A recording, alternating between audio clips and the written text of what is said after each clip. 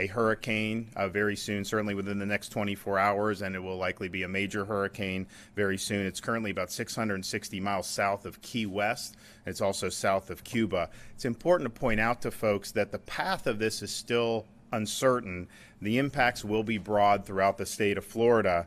Don't get too wedded to those cones where they have the dot going in landfall. I think right now they're projecting on the National Hurricane Center to go enter Florida about Taylor County. And it's important to know what that means. That really is an estimate of a variety of different models. There are some models that want to tug this thing more deep into the Florida Panhandle. There are also some that want to bring it for landfall in the Tampa Bay region. So from the Tampa Bay area all the way up to Escambia County along Florida's Gulf Coast, you could potentially see it make landfall in any of those places as of right now. Now, as this goes, there'll be more clarity. They have nudged it further west as they've looked at this over the past 24, 36 hours. But just because that dot is in a particular place, it's too soon to say that there's not going to be a wobble or there's not going to be any type of curvature back into the Florida peninsula. And basically, you have one model is taking it there. It's the European model. The American model is taking it further west. And what the National Hurricane Center does is basically try to come in the middle of what the models are out there. So expect heavy rains, strong winds, flash flooding, storm surge, and even isolated tornadoes. Make preparations now, and I know a lot of people have been doing it throughout the state of Florida, and the things that you should be prepared with are things like food, water, batteries, medicine, fuel.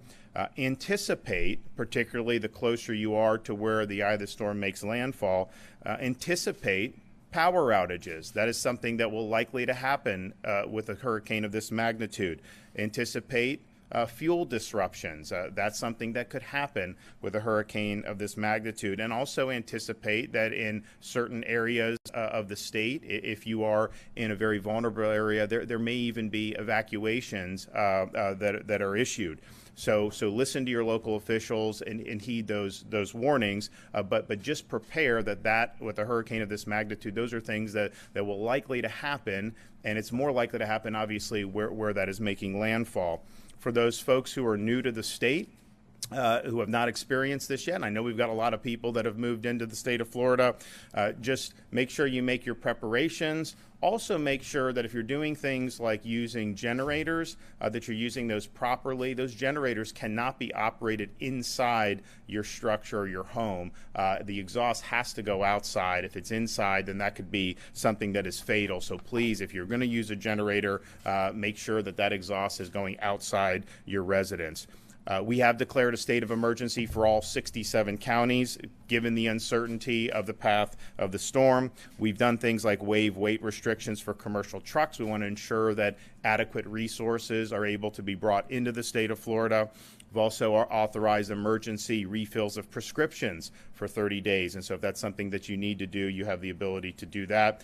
Florida Department of Emergency Management is working with all of the fuel and the utility partners throughout the state of Florida. Once this storm hits, there's going to be a need and a strong effort to get the power back on for as many people as quickly as possible, and they are working with those partners. We have activated the Florida National Guard. They are activating 2,500 guardsmen at the moment, and if there is a need for more, then we could do more, and our state EOC is at a level 1. I want to thank everybody for working hard, not just here at the state of Florida, but also at all our local counties who do a really good job with emergency preparedness and emergency management. We're going to keep monitoring the track of this storm, but it really is important to stress the degree of uncertainty that still exists. And so anybody from Tampa Bay all the way to Escambia County, there are different tracks that would take it into any one of those places. And then I would also say to other Floridians, even if you're not necessarily right in the eye of the path of the storm, there's going to be pretty broad impacts throughout the state. You're going to have wind, you're going to have water. There could be flooding on the east coast of Florida as a result of this. It's a big storm. So just prepare for that and understand that that's something that may happen. I'm going to have Kevin Guthrie come up and give an update from the emergency management. Thank you, Governor. Thank you, Governor, for your steadfast leadership and unwavering support to the division as we continue the preparations and our response to Tropical Storm Ian. Tropical Storm Ian is expected to become a hurricane later today, tonight, possibly tomorrow morning, and reach major hurricane strength by Monday. Regardless of Ian's expected track intensity, we are preparing for dangerous storm surge. I would just mention that these models, while it all has Ian going up to a Cat 4, that envelope of water will not stop due to high pressure or dry air. That has no bearing on storm surge. So we could see a situation where we have Cat 4 storm surge and potentially a Cat 1 or 2 hurricane landfall. At this time, the division is currently holding twice daily calls for all 67 county emergency management officials and state agencies to coordinate proactive actions and needed resources ahead of this potential storm.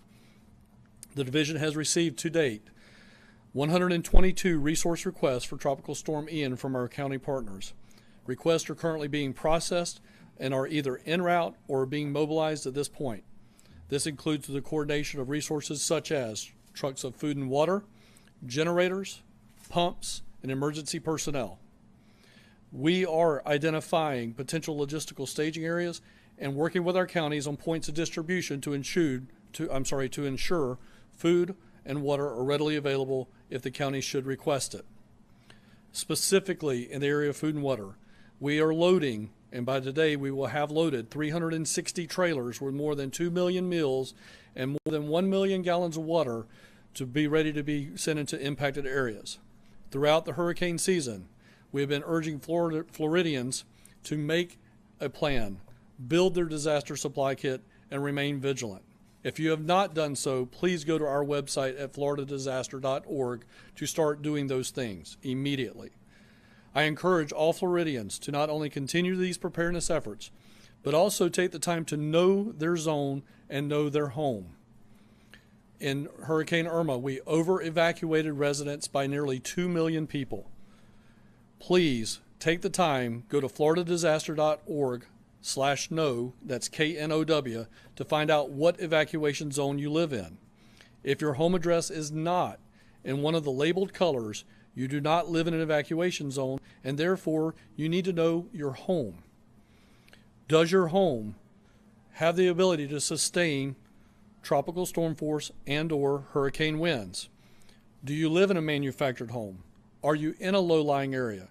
If you're in a manufactured home, low-lying area, or some other structure that cannot sustain winds, you will need to evacuate when your local emergency manager asks you to do so.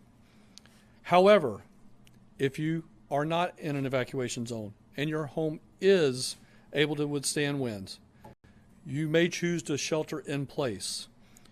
You need to be prepared for sheltering in place. You may lose power for multiple days. Make sure you have enough food and water that you can prepare while you're sheltering in place. Of course, for all this information and more information, you can please visit the division's floridadisaster.org webpage. Follow us on social media, on Facebook, and at FLCERT. Again, Governor, I want to thank you for your steadfast leadership in supporting the division. Thank you very much. Hey, anybody have any questions for any of these guys? We got Tom McCool from FEMA. Of course, you guys know Jim Eifert.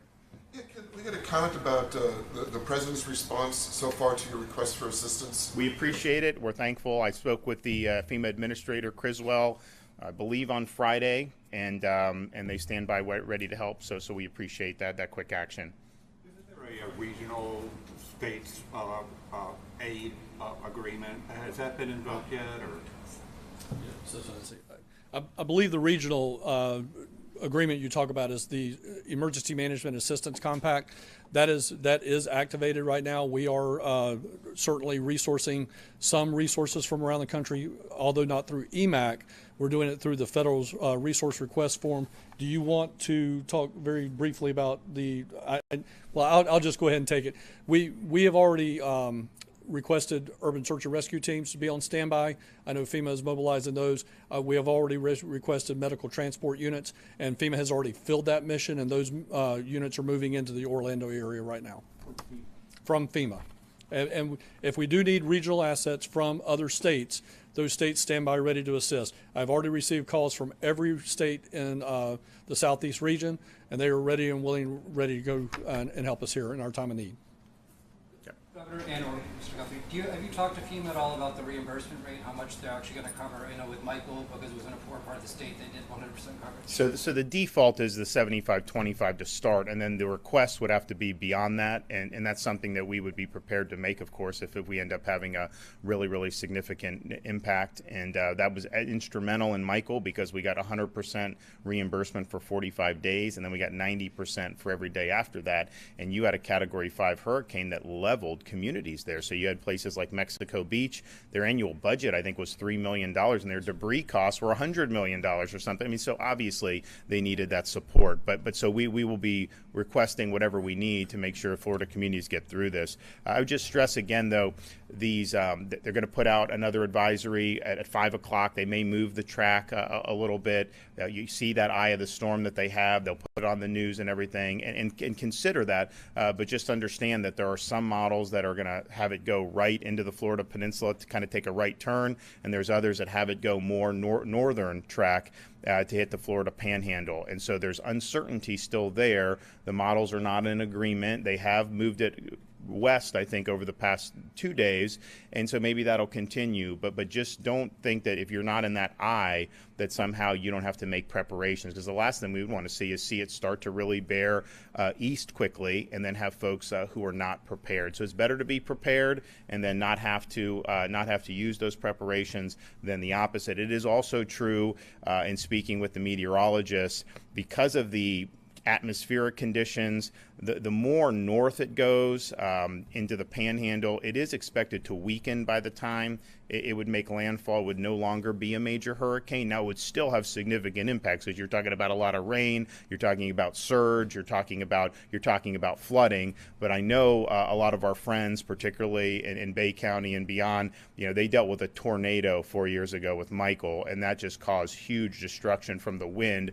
So we'd like it not to hit Florida at all, but if it did do that, it would likely be more of a water and flood and storm surge event rather than the type of buzzsaw that we saw with Michael 4 years ago, where any building that was not really, really sturdy was basically getting flattened in the line of that. I think it would end up making landfall in a little bit different type of storm. Okay, we may come back later today if there's anything to report, and then if not, we'll definitely be back tomorrow.